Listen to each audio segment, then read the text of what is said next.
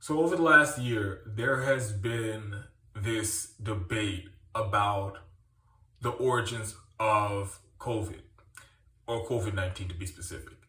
And so there were originally, when the pandemic first started, Trump was going around saying, this was the China virus, this came from China, this came from a lab in China. And he was doing it in a incredibly ham-handed way and incoherent rambling and finger pointing. And it made people, and that was one of the reasons why it was very easy for people to dismiss this. Oh, Trump's trying to deflect responsibility because this raging out of control here in the United States, and the government isn't really doing anything to contain the virus. So he's trying to deflect and point fingers at China and all those things. And like I said, Trump's cartoonish behavior made it easy to swat it aside like that. And then the theory about where coronavirus or COVID-19 came from emerged around the same time, which was that there was some type of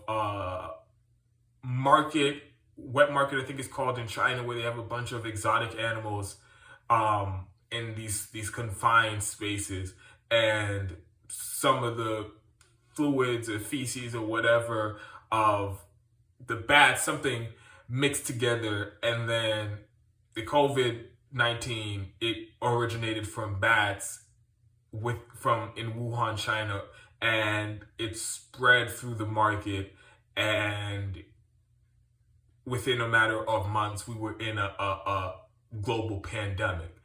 And that was the narrative that many people were running with, but there hasn't been really any evidence to back up that claim.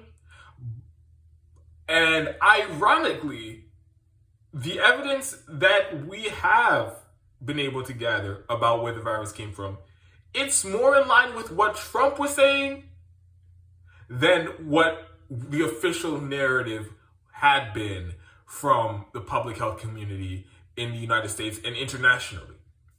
So the former head of the CDC also came out a while ago, and sometime last year, he was Trump's CDC head. And he also pointed out that the idea that the COVID-19 was a leak from a lab was a very plausible explanation. He came out and said that, and people try to dismiss him and say, oh, he's just a Trump lackey. He's saying this just to make Donald Trump happy. He doesn't want to upset him, so he's going to go along with the conspiracy theory.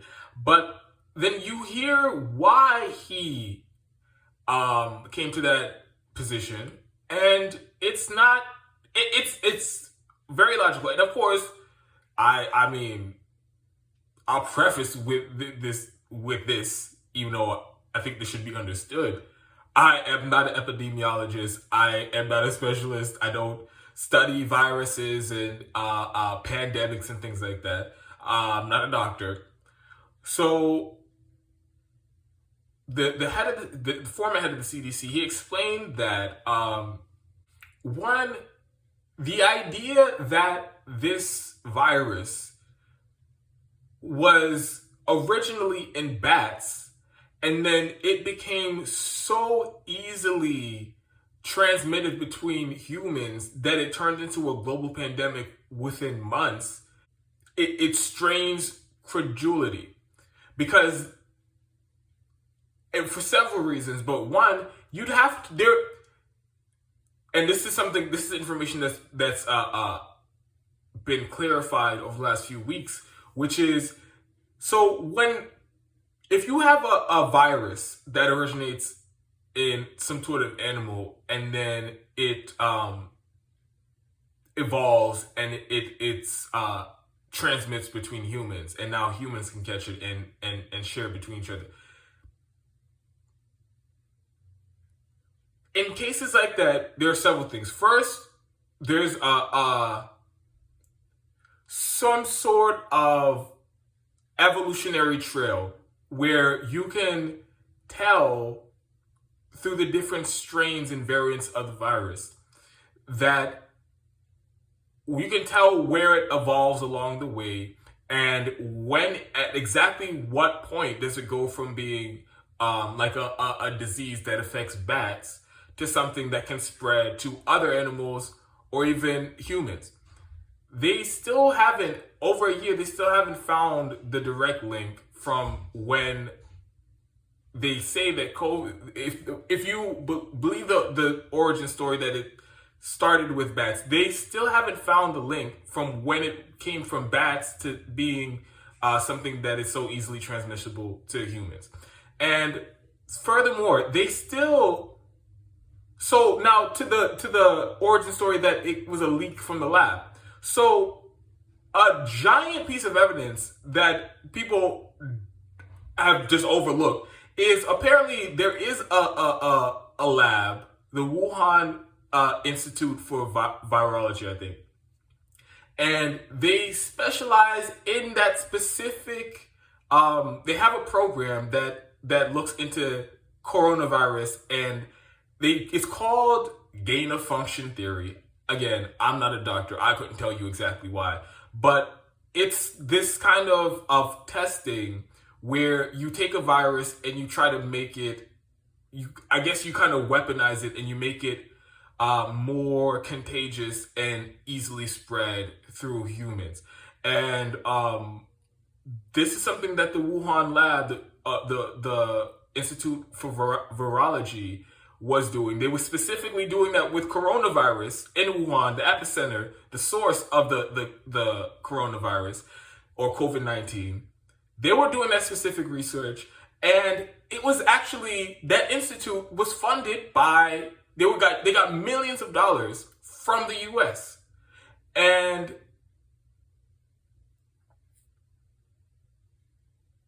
so that makes that theory even more plausible.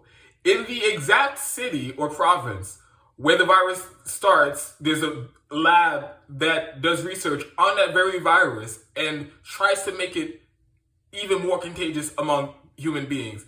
And then what do you know? In that very same city, coronavirus, a pandemic starts, one of the most easily transmitted viruses that we've seen in my lifetime. It also starts in that very same city. What a coincidence. And so Dr. Fauci's been asked about this lately. He testified in the House and the Senate about this gain of function theory because he was the top virologist, the top epidemiologist in the United States. And so he was the one who oversaw the funding to the Wuhan Institute. So now he's being all cagey and he's saying, oh, we funded the Institute, but we didn't fund the gain of function theory. And he's trying to be all lawyerly and he's trying to play word games. But it's clear that from other doctors and scientists that they were doing that type of work in that institute, and that institute was definitely being funded by the US. Now, again, this isn't saying that it was a leak on purpose and they started the pandemic on purpose. Let me be very clear, that's not what I'm saying. But what I am saying is there's a very good chance that this came from a lab, and through experiments and basically trying to weaponize the virus, it made it even more contagious and probably even more deadly. And it leaked from the lab. And leaks like this apparently happen every year in these labs where they do these gain of function theory. And apparently the lab in Wuhan wasn't even one of the most secure ones or secured level. So it makes it even more likely that a leak like this occurred that started the pandemic. And I think that this is incredibly important because for the most part, people have been operating from the origin theory that this came from bats. And so that almost neutralizes the responsibility of the government in the start of this pandemic. Because if it came from bats, there's nothing we can do about it. We can't control that. I mean, I guess you can close down the wet markets and things like that. But you can't really blame, there's nobody to blame for that. But if it came from a lab, there's some fucking blame here. There's definitely some blame to go around here because one, why are you even trying to weaponize the virus? I can never even think of a reason why that would be acceptable, why that is necessary science in any way. Now, if you were to study viruses, I think that is necessary. I think that's worthwhile. I think that's how you come up with vaccines and therapeutics and treatments for different diseases. So, of course, you have to study them, and you study them in the lab, and you try to make it as secure as possible. That is an understandable thing to do. But to try to weaponize it and to make it worse and to make it more contagious, that is science that should never happen. And if that's what led to this pandemic, that's led to the deaths of millions of people in around the world, then whoever was signed off on that is responsible. And I don't know what to do. I don't know if they're criminally responsible or what it is, but there needs to be some type of investigation into that, and we need to make very clear how this started. Because if it did come from a lab, this should be the nail in the coffin. There should never ever be any type of gain of function theory. There shouldn't testing. There should never be any type of weaponizing of viruses or anything like this. If there's a possibility that it can lead to another pandemic similar to COVID-19. So this is an incredibly important thing that cannot be swept under. It's not like, oh, if it came from bats, if it came from a lab, oh, who cares? It doesn't matter. No, this really does matter. It makes a big difference. And it also, if all the evidence points to it coming from a lab as opposed to coming from bats or some type of animal, then it begs the question, why is it somebody, an esteemed epidemiologist like Dr. Fauci, why is it that he has been so opposed to the theory that it came from a lab? Even though he knows more about it than anybody else, any of us would know. He knows about the U.S. funding of the Wuhan Institute of Virology. He knows about the kind of testing that was going on in Wuhan. And he knows that that province, that city, was where COVID-19 started. If he knew all of this from over a year ago, why is he still bullshitting and pretending like there's no chance that this came from a lab? So, again, this is important because the leading top public health officials that people have been listening to as if they were the emperor gods of the world since this pandemic started, this is another instance of them lying in an indefensible way that you cannot explain and does nothing but harm the public health. So again, it's important to know where this virus came from because to make sure that this doesn't happen again, and also because of the credibility of all the people who have been basically lying about this entire time. I can name 5 incredibly defining moments and issues where Dr. Fauci, just over the last year, has come out and lied to the public and gave them incredibly misleading information. Like I said, he oversaw the funding to this lab.